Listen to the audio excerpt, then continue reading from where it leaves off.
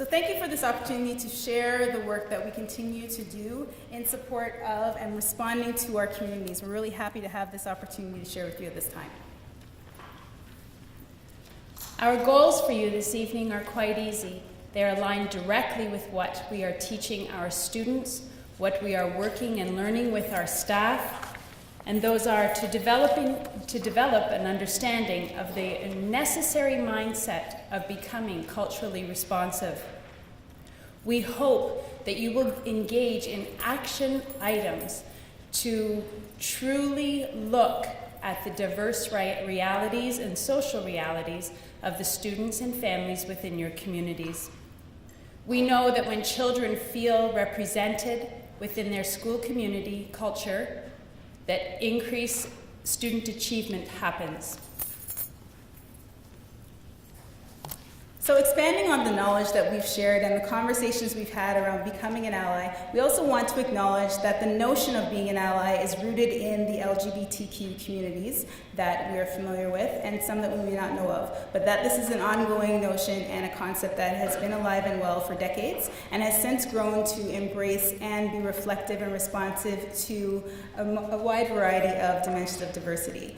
And bringing attention to some of the pieces that you might have already noted in your brochure, we want to also draw attention to that the 3 A's really reflect nicely and connect with the social justice tenets around the pieces that we want to always be aware of the fact that there is an existence of historic barriers. There may have been historic barriers that individuals and groups may have experienced in the past, but while we become allies and grow our awareness, we advocate not only for ourselves and our interests, but we look for ways to actively engage and empower individuals and groups who we interact with on a daily basis, and always moving towards the idea of creating more positive spaces through collective action.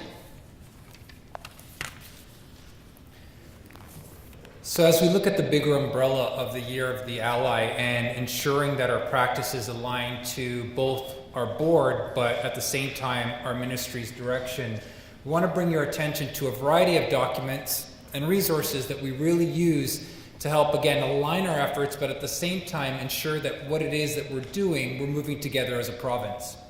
So first of all, earlier this year, the Ministry of Education released an updated vision for the Ministry of Education as we move forward. There was 3 core priorities that now have been supported through 4 new goals under the umbrella of achieving excellence. And within that, there is specific mention to ensuring equity and promoting well-being. And we look at the Year of the Ally and how it is that we're promoting equity, we're directly aligning our efforts. Now, at the start of the evening, Director Beckett had come up and spoken to you about Ignite Learning and our new Durham District School Board logo that has just been updated. And again, when you look at the 3 domains of our strategic plan, talking about increasing student achievement and well-being, constructively engaging the community, and advancing inspired leadership, within that, how it is that we execute those goals, we specifically talk to ensuring that all of our schools practice through culturally responsive and relevant pedagogy. And what does that mean? Really, when we talk about it and as we unpack this evening, it's ensuring that the variety of voices and the diverse community that you serve is reflected in the curriculum that's delivered in all the classrooms. In terms of legislation and policy, there's a variety of safe schools legislations that do come from the ministry, but when you look at specifically the equity and inclusive education policy that was released in 2009, it directly speaks to 8 domains to ensure that equity is, 1, promoted, 2, sustained, but ultimately, again, reflected within the curriculum that's delivered. And as parents and SCC members, your voice when you come to that table really reflects on how it is that you work with the school community to ensure that the multiple domains are being met. Finally, when we look at the last couple of items there, each year the Durham District School Board releases its updated board improvement plan, and instead of treating the Year of the Ally and equity inclusion as sort of what we would say a satellite domain, it's now reflected and integrated in how it is that we talk about literacy, how it is that we talk about numeracy. So it's not seen as sort of a standalone that we touch on every so often, but it's who we are, it's what we do, and it's what we stand for each day to ensure that the multiple voices of our communities are reflected. And finally, In 2 years ago, the ministry released Open Minds, Healthy Minds, which is a cross-departmental focus on mental health and well-being. And the Durham District School Board, in response to that, we created our own Linking Healthy Minds for a Positive Future, which is our own strategic plan. And under that, when we look at the focus of well-being, ensuring that all of our students come to school and feel respected and safe in their learning environment, directly speaks to the 5 links of influence.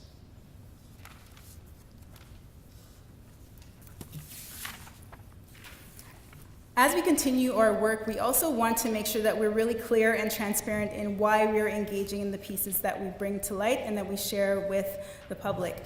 And by way of doing this, we want to deepen our understanding connection to the work we focus on, but the fact that we want to always be ever reminded of the need to support students' strengths and needs. So aligning our practice with Ontario's Equity and Inclusive Education Strategy, we are intentional about working towards conversations, communication, and ways to support the community that help us understand some of the existing barriers, possible bias, and also the power dynamics that can exist within our spaces that can have an impact on student learning, on parent engagement, and on the overall teaching and learning environment. So our ultimate goal is really to look at the fact of how we can be active allies in advocating for students and parents and also supporting student learning needs.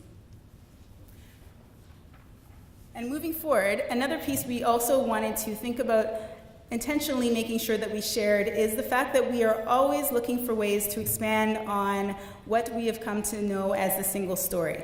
That we are all, unfortunately, sometimes in silos, but it's almost human nature to categorize or box people or name. So we want to really intentionally look at the way that we deepen our understanding of the people we interact with on a daily basis, and in doing so that we're aware of the intersecting identities, and I'm really glad that Aita mentioned that earlier, because we want to always create that picture of the fact that we're not just dealing with one aspect of a person, we're always aware that there are many facets and experiences and realities that create our identities and existence. I am female. I am a woman. I am male. I am a staff development officer. I am a program facilitator. I am an education officer. I have rheumatoid arthritis, and that sometimes affects my abilities. I am able-bodied. I am able-bodied. I am Catholic. I am Seventh-day Adventist. I'm Christian Orthodox. I speak English. I speak English, Japanese, and some French. I speak English, Macedonian, Croatian, and Serbian. I am a child of an Irish Protestant and an Irish Catholic, and I grew up in the heart of the Troubles in Belfast, Northern Ireland. I am Canadian, and I have dual citizenship in Barbados and Canada. I am a Canadian citizen who arrived as a Yugoslavian immigrant. I grew up in poverty. I grew up in a middle-class home. I grew up in a lower to middle class family. I am an advocate for children. I am an advocate for children. I am an advocate for children. I am Martine.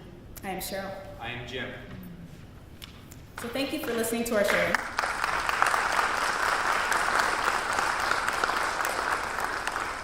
And we felt it was necessary to share this piece with you at this time because we also want to move beyond the name tags, the license plate that you see me wearing, the pieces that first come with us into the room, but really to embrace the fact that our layered identity gives us a lot of information and also can inform and shape the way we interact with people in our daily interactions. And also that by moving beyond the surface, we're more aware of the fact that we're looking at and dealing with, interacting with individuals' lives, varied experiences, dynamic power dynamics, for example, but dynamic existences that really can help to enrich the areas that we are in within schools. And as we continue to learn about the layers of the stories of all of the people we interact with, we want to also be aware of the fact that there may be some missing stories. So this is where we're just making connections with the way we've continued this learning with our learning communities, professional learning communities, for example, in the past where we've had teachers, administrators, parents involved in conversations to really share their stories and their experiences in a variety of ways. This is a quick example of how we have encouraged people to look at the way we build our sociocultural awareness of difference, but also in a way that is viewed as an asset and through a growth mindset. So at the student level, we've had opportunities for students to share what is visible about their identity, What do they find that is less visible about their identity? And also to think about similarities and differences. So that we're on an ongoing journey of looking at ways to embed the knowledge that we have many gifts, many experiences that add to our interactions on a daily basis. We also want to look at the fact that we cultivate identity-safe spaces by actually having people share their true stories and then using that as information that teachers actively look to make connections with when creating the learning environment and selecting learning texts and curriculum pieces. So that was just a brief sharing that we wanted to offer to tonight's conversation, and hopefully you'll take it forward. So just to challenge you and within your roles as SCC members and parents and working with your administrations, when it is that you think about your students and decisions are made, and we talk about our parents and our learning communities, which tie in a variety of stakeholders, how is it that we are meeting the needs of the multiple voices? So I challenge you to think about how is it that we're meeting the needs, for example, of our First Nation, Inuit, and Métis students, and when we look at their Aboriginal history and how that's being reflected. When we look at classism and understanding that within any neighborhoods, a variety of socioeconomic statuses exist, and how is it that we're being reflective to those variety of classes? Again, these are not, I would say, an exhaustive list of identities, but I challenge you again to be thinking of these things when you bring the discussion back to your school. Looking at religion and multiple faiths, and ensuring that multiple voices are being reflected on the decisions that are made. Looking at poverty, how is it that we're being responsive to perhaps our vulnerable families and making sure that their voices are being reflected? And sometimes it's challenging yourself beyond that. Questioning, are all the voices at the SCC meeting right now really reflective of our wide community? And how is it that we can extend into our wide community? Again, when you look at being able-bodied versus being disabled, and how is it that we're offering accessible environments to our communities? We talked about sexual orientation and making sure that multiple voices are present when we look at the LGBTQ community. Culture, and we're going to talk a bit more about culture because that's one of those domains really that, depending on how you define it, culture can mean one thing for one individual and mean a totally different thing to someone else. So how is it that you perceive culture within the discussion, and how is that culture reflected? Race, and making sure that there's multiple entry points for all of our communities. And then again, when we look at gender, whether it's male, female, transgender, how is it that these variety of identities come into your school and feel accepted, and at the same time are reflected in their realities? I'm going to ask for your assistance. When you traditionally think of culture, what do you think of? Any volunteers? Yes. Pardon me? Dress and religion. Thank you. Dress and religion. Yes. The way you were brought up. The way you were brought up.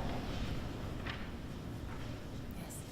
Food and interactions, how you interact with each other. Yes. All great answers. Thank you. My biggest learning came from the students at Eagle Ridge Public School when we sat down to define the culture, or tried to define the culture at our school. I was the principal at Eagle Ridge in my last post. They taught me that it was really important that I expanded, and that we expanded our knowledge, our interpretation of culture, beyond race, religion, and ethnicity. And that is the learning that you will engage in tonight when we move into our break-off rooms. It is truly looking at the rich resources of learning that can support it. And it is a way of knowing and being within our communities.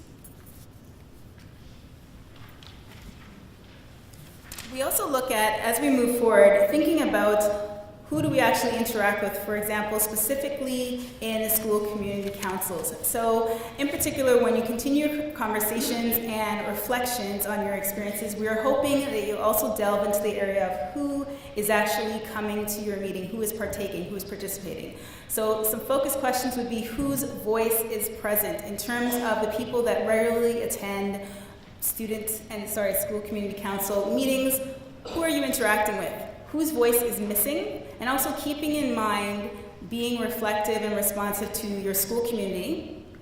How can parents representing the diversity of your school participate? If they're not already there, how can we be advocates for people who may not already be involved? How can we expand on the notion of what it might mean to be an involved parent, as an example?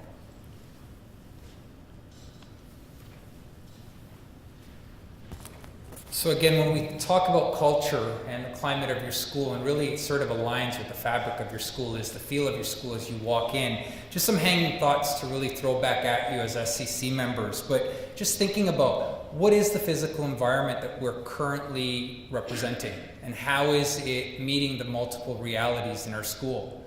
Looking at student voice and ensuring that their realities, their daily realities, are reflected in the decisions that you're making.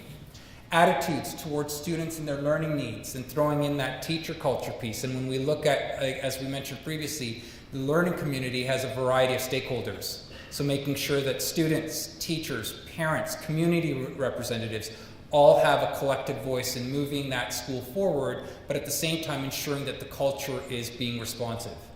And again, focusing in on relationships and understanding that it's not one of those journeys, well, and I want to use the word journey in a bit, but your work is never really done in this area. Because as school communities, you're always evolving. The faces are changing, and it's understanding that there's a commitment. In order to sustain practice, you got to be open to the concept of change.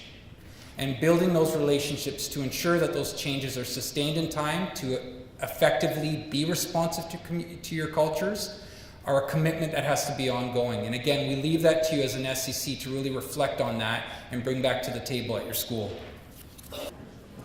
So again, this is not, as we mentioned at the beginning, as you saw on the slide, that this is the beginning of a conversation, and judging by the great amount of engagement and the conversations we just heard as we walked around, we're really hopeful that you'll think of ways to continue this learning and the conversation beyond this room, and especially back in your spaces, in your schools.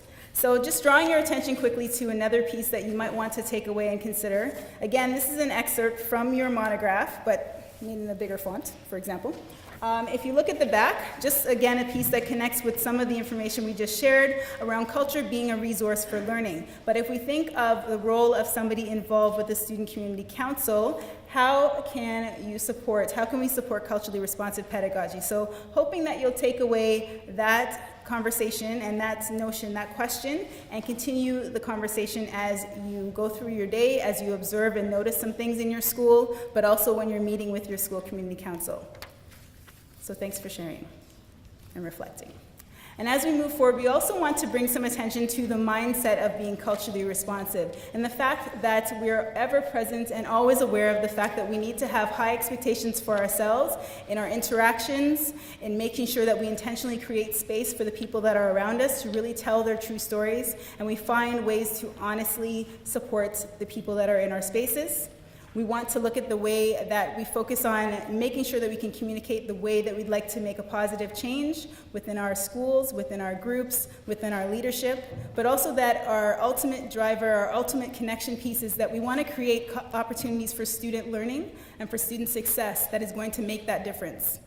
So moving forward, we also want to keep in mind that we can co-construct some of these pieces. We build this knowledge together through having conversations like this, but also allowing opportunities for new voices to join in. Cheryl just touched on the power of and I want to focus in on that a little bit. Very similar to how we're focusing on culturally responsive and relevant pedagogy this evening, I want to share with you a little bit about how it is that we're trying to collectively move our system forward in this capacity. From September to December, all of our schools across the district are actually taking place through a school team, which consists of an administrator, their equity representative, and 2 other staff members are going through a half-day training on culturally responsive and relevant pedagogy. So our hopes and our goals are really to empower you as SCC members, so that way when you go back to the school, there's that common dialogue and understanding on what it is that we need to do to ensure that we're being culturally responsive. And we want to conclude the evening with a little bit of a hanging thought. And how is it that you are being culturally responsive as an SCC? And again, we challenge you to take this conversation back to your school, but focus in on what does that look like? What does it sound like? What does it feel like? And again, I want that to sort of be a seed that you plant in your head and take back to the school, so during your next SCC meeting, that conversation builds and it creates what we would say a collective or a coalition to move forward to ensure that we're best meeting the needs of our diverse communities. This evening, our honored guest taught us that leadership comes from many places. I would like to congratulate you on behalf of our team on being leaders and champions for the students and students and families within your schools. In this next very short video, Kid President is going to challenge you to change the world. Tonight, with our new logo in mind, we challenge you to ignite learning. We challenge you to be culturally responsive allies and change the world, the school communities in which you represent.